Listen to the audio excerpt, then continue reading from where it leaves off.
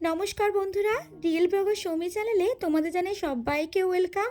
আর অনেক অনেক ভালোবাসা দিয়ে আজকের ব্লগটি স্টার্ট করছি। তো আজকে শেয়ার করব ঘুগনির রেসিপি, যেটা কিন্তু ছোটোবেলায় সেই স্কুল কলেজ বা দোকানের রাস্তার মতো কিন্তুই খেতে হবে।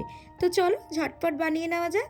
তার আগে বলে দিই, আমার চ্যানেলটি যদি কেউ এখনও সাবস্ক্রাইব না করে থাকে, সাবস্ক্রাইব করার অনুরোধ রইল। আমি এখানে ঘুগনিটা কিন্তু আগেই সেদ্ধ করে রেখেছি, আর ঘুগনিটা কিন্তু আগেই আমি মটরটা আগের দিন আমি ভিজিয়ে রেখেছি।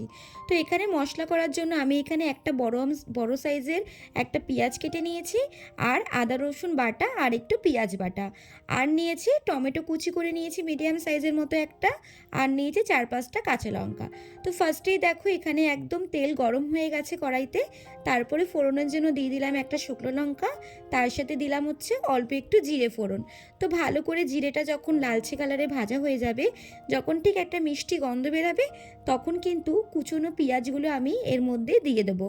তো মিনিমাম এখানে পেঁয়াজ দিয়ে কিন্তু 2 থেকে 3 মিনিটের মতো ভাজতে হবে।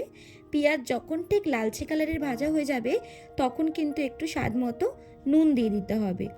পেঁয়াজের মধ্যে সামান্য মাত্র নুন দিলেই পেঁয়াজটা কিন্তু একদমই নরম হয়ে যাবে, আর কষাতেও কিন্তু খুবই ভালো হবে। তো তারপরে এখানে আমি আদা রসুন বাটাটা আর পেঁয়াজ বাটাটা দিয়ে আরও 5 থেকে 6 মিনিটের মতো ভালো করে নাড়াচাড়া করে নেব। তো তারপরে মশলার কাঁচা গন্ধটা চলে গেলে দিয়ে দেবো টমেটো কুচি রাখাটা। টমেটো কুচি দিয়ে ভালো করে কিন্তু মশলাটা আমি কষিয়ে নেব, যাতে আদা রসুনের গন্ধটা আর না থাকে। তারপরে এক এক করে কিন্তু আমি সব গুঁড়ো মশলাগুলো দিয়ে দেবো।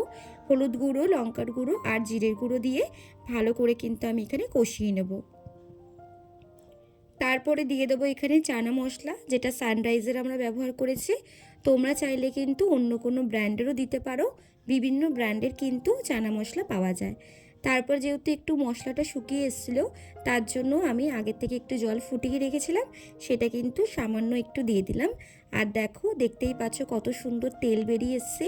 আর আজকের মানে ঘুগনির রেসিপিটা একটু অন্য স্টাইলের করছি। অনেক লোকে করে কি, আলুগুলোকে ডুমো ডুমো করে কেটে নিয়ে ভেজে করে, বাট আমি একদমই ইজি পদ্ধতিতে, মানে একদম সময় কমে একদম করছি। আলুগুলোকে মটরের সাথেই সেদ্ধ করে নিয়েছি, নিয়ে এখন কিন্তু আলুগুলোকে হাতের সাহায্যে একটু জাস্ট ম্যাশ করেই কিন্তু আমি এগুলো দিয়ে দিচ্ছি। মানে পুরোটা ম্যাশ নয়, হালকা কিন্তু গোটা গোটা থাকবে। তো তারপরে দেখো, আলু দিয়ে মশলা দিয়ে কষানোর পর আমি কিন্তু এখানে মটরগুলো দিয়ে দিচ্ছি। তোমরা যদি এই রেসিপিটি ফলো করে তোমরা যদি নিজে বাড়িতে বানাও, একদমই কম সময়ে কিন্তু তোমরা ইনস্ট্যান্ট ঘুগনি রেসিপিটা কিন্তু বানাতে পারবে।